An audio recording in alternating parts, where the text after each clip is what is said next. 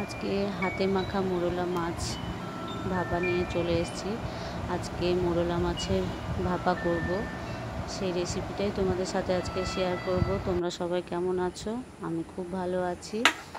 আর দেখো, মোরলা মাছগুলো ধুয়ে নুন হলুদ মাখিয়ে নিয়েছি। তার সঙ্গে যে সবজিগুলো দেব সেটা হচ্ছে বেগুন, আলু আর টমেটো। বেগুন অপশানাল, দিতেও পারো, কেউ যদি পছন্দ না করো বেগুন নাও দিতে পারো। বেগুন দিলে একটু চাপা চাপা মতো হবে, খেতে ভালো লাগে, সেই জন্য আর কি বেগুন দেওয়া। যদি কেউ আলু টমেটো পেঁয়াজ দিয়ে করতে চাও সেটাও করতে পারো, তো কোনো অসুবিধা নেই। আমি আলু টমেটো আর পেঁয়াজটা একদম ছোট ছোট করে কেটে নিয়েছি, শুধু বেগুনটা একটু বড় রেখেছি যেহেতু বেগুনটা তাড়াতাড়ি সিদ্ধ হয়ে যায়। প্রথমে হলুদ দিয়ে নিলাম, ছোট চামচের 1 চামচ আর দেড় চামচ মতো হলুদ দিয়ে দিলাম। ছোট চামচের একটুখানি 1 চামচ দিয়েছি আর একটুখানি দিলাম। আর ধনে গুঁড়ো দিলাম ছোট চামচের 1 চামচ ভর্তি করে। নুন দিলাম ছোট চামচের 2 চামচ। আন্দাজ মতো নুনটা দেবে, কারণ নুনটা যদি পরিমাণে মাছের বা সবজির পরিমাণ বেশি হয় তাহলে নুনটা বেশি করে দেবে। আমি এখানে ছোট চামচের 1 চামচ কাশ্মীরি লঙ্কা গুঁড়ো দিলাম, আর ছোট চামচের 1 চামচ লাল লঙ্কা গুঁড়ি দেব। কাশ্মীরি লঙ্কা গুঁড়োটা দিলাম একটু রেড কালারটা হবে সেই জন্যে। লাল লঙ্কা গুঁড়িটা দিয়ে দিলাম। আবার একটু বড় চামচের 1/2 চামচ মতো সর্ষে বাটা দেব। সর্ষে বাটার মধ্যে আছে তোমার সাদা সর্ষে আর কালো সর্ষে মিক্স করে বাটা আছে, তার সাথে নুন আর হলুদ দিয়ে বেটে নিয়েছি। সামান্য নুন দিয়েছি যাতে তেতো না হয়।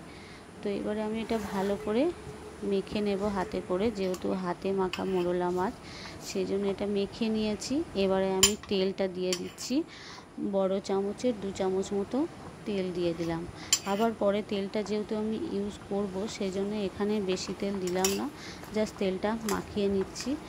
আর কেউ যদি চাও তাহলে এটা একটু আগে মাখিয়ে রাখতে পারো, 5-10 মিনিট মাখিয়ে রাখলে খুব ভালো হয়, সবজিগুলো ভালো নরম হয়ে যাবে আর করার সময় বেশিক্ষণ টাইম লাগবে না। সেই জন্য একটু 5-10 মিনিট আগে যদি মাখিয়ে রাখো তাহলে খুব ভালো হয়, নুনগুলো ছোট ছোট মাছ বা সবজির মধ্যে ঢুকবে। এবারে আমি কড়াইটা বসিয়ে দিয়েছি, কড়াইটা অলরেডি গরম হয়ে গেছে। সেখানে আবার ছোট চামচের 1/2 চামচ মতো তেল দিয়ে দিলাম, যেহেতু আবার আমি পরে তেল ব্যবহার করব। মাখাটা দিয়ে দিলাম, মাছ মাখাটা সব দিয়ে দিলাম। ওটা কিন্তু এখন কোনো মতেই নাড়া যাবে না, নাড়লে কিন্তু ভেঙে যাওয়ার চান্স থাকবে, সেই জন্য ওটাকে না নেড়ে আস্তে করে ঢেলে দিতে হবে। আমি সামান্য একটু এর মধ্যে লেবুর রস দিয়ে দিচ্ছি। লেবুর রস দিলে কী বলো তো, লেবুর রস দিলে মাছের টেস্টই আলাদা হয়ে যায়, মাছটা যে শক্ত শক্ত থাকে ভেঙে যাওয়ার চান্স থাকবে না, সেই জন্য একটু লেবুর রস দিলাম।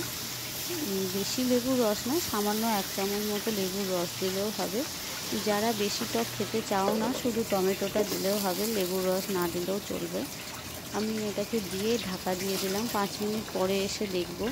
5 মিনিট পরে এসে দেখছি একটু জল বেরিয়েছে। এটা যেহেতু ড্রাই ড্রাই হবে ওই জন্য জলটাকে ভালো করে শুকাতে হবে। এটা আমি মিডিয়াম ফ্লেমে করছি, একদমই হাই ফ্লেম করে দেওয়া যাবে না, মিডিয়াম ফ্লেমে আস্তে আস্তে নাড়তে হবে, নেড়ে নেড়ে করতে হবে।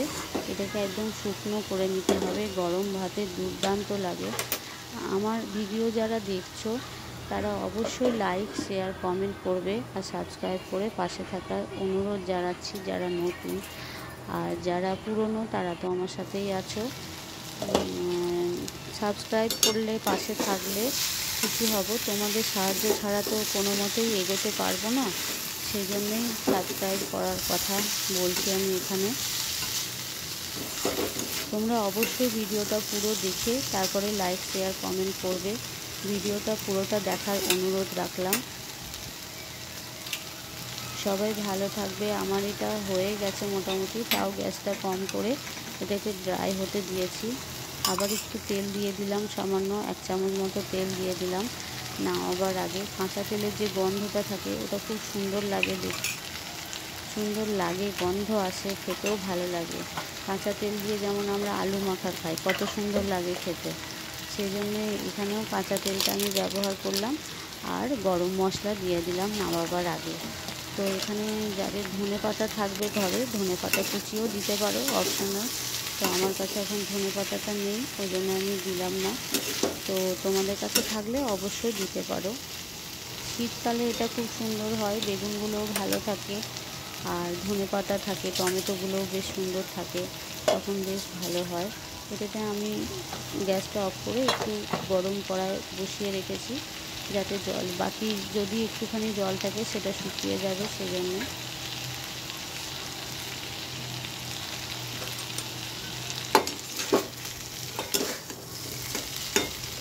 মোটামুটি জল শুকিয়ে গেছে, আর জল নেই, অত ড্রাই হয়ে গেছে। এবারে আমি এটাকে বাটিতে নিয়ে নিচ্ছি। দেখো কতটা শুকনো হয়েছে। এই মাছ মাখাটা দিয়ে সুন্দর ভাত খাওয়া যায়, এত সুন্দর লাগে খেতে।